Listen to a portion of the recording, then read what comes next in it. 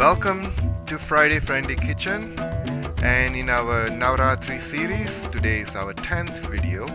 So we will see what are the flowers that can be eaten or used during this 9 days of Navratri. So these are the two ingredients. This is the sample of two ingredients I'm just keeping here. But there are other flowers that you can use. Wheat can't be used.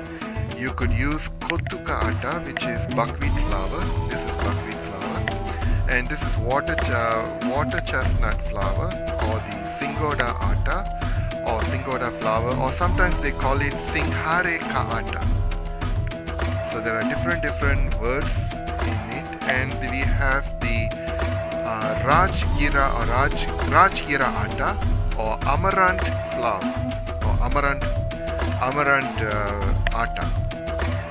And also you can also have sama ka chawal ka atta, which is a barnyard millet flour. You can use that as well. Or vrat ke chawal, or barnyard millet also.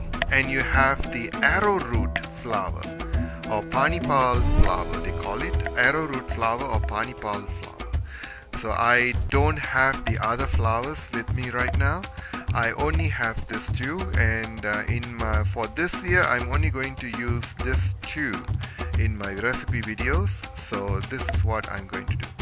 So thank you, dear viewers, for watching my channel for this video, and those who are new, please do not forget to subscribe, and those who have been with me till now, thank you very much.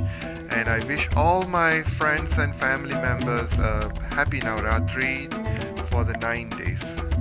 Thank you very much, and see you in my next video. Till then, bye bye.